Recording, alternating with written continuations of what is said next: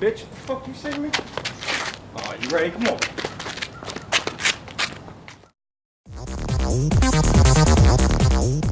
Yo everybody, Shane of Fight Tips. What's going on, guys? My name's Kyle. Got my friend Kyle here. So today we're doing a video response to a question that was asked from a member in my last video, which was what are some defensive kicks that can be used in a street fight? And he suggested some, and some of them were good, but the one I want to talk to you about most today is the simple front kick or the T. I'm going to be showing you different ones too, and variations of each. But check these out, these are going to help you, alright? So we're talking defense here, defensive kicks, a kick that's going to keep someone away, okay?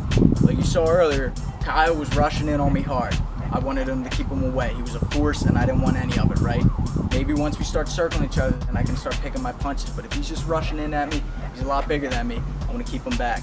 So one thing I can do, I can utilize my footwork, working side to side, lateral movements. But if I want to use my kicks, it's just that straight front kick.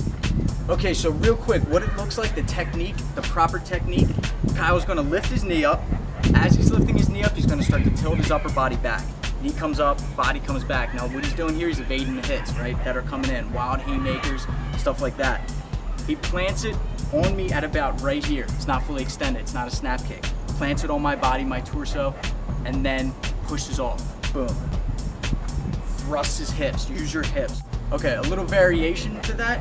He's just gonna turn his hips a little bit. Now, when it comes up, he's gonna lean back and start to turn. Boom. Now what that is, he's getting more range. The fighter Bukal, who fights in K1 and other Muay Thai tournaments, you notice he does that. Lifts it up, turns, and kicks. It looks like this. Brings it up, turns, boom. Right, now you can still hit with the balls of your feet, which I prefer, or you can keep it flat-footed, all right? Boom. Now, make sure you're planted, make sure your weight is moving into your opponent, not back. You don't want to kick him and go flying back. You want to kick him and push him back like this. Just one side note, make sure you kick him and you push him off far away so that he can't scoop that kick. You don't want to grab one of your legs. If you grab one of your legs, all he's got to do is take the other one out and you're on the ground. You don't want that, not in a street fight. Not when his friends are around, they could jump in and stomp on you. You don't want that. Okay, so what I want you guys to realize is once you throw the teeth, once you land it and you push them back, that's not the end of it. In fact, it's just getting started. A person's natural reaction is once they get pushed back, they're going to want to make up for it and get closer again to you. It's going to frustrate them, but that's okay. You want them frustrated because now you can pick them apart. Now from there, you can keep doing it.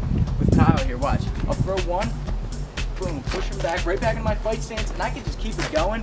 But eventually he's going to learn, and he's going to either scoop it out of the way, or he's going to fake it, and I'm going to throw a kick, and then he's just going to pounce on top of me. So what I'm getting at is once you throw that kick, you push him away, he's going to come charging back in.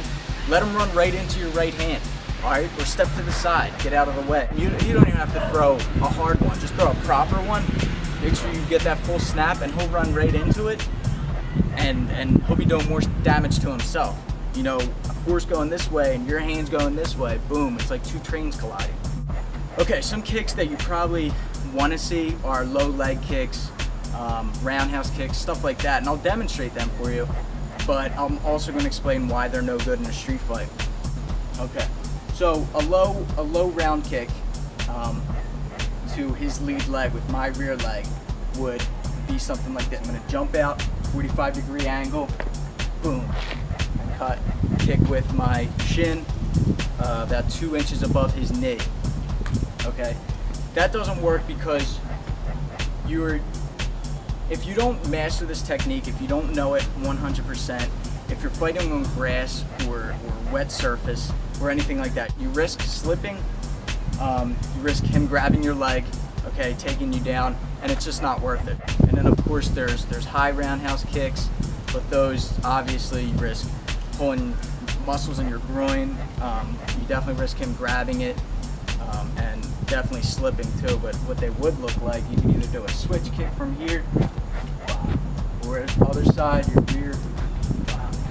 And with Muay Thai, what you want to do is all of your kicks never want to come on an upward motion. Okay, so the low kick comes down, the body kick cuts him in half, and then the head kick goes in an A shape.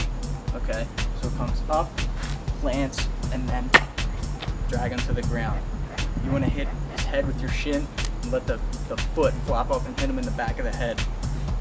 And then any spin kicks, I definitely would just say no. Don't even try them. Not in a street fight. It's not worth it. If you haven't been doing them for years, it's not worth trying now. So some good exercise you can do with these, with the front kick, grab a partner, all right? Stand right in front of them, okay? And just trade kicks back and forth.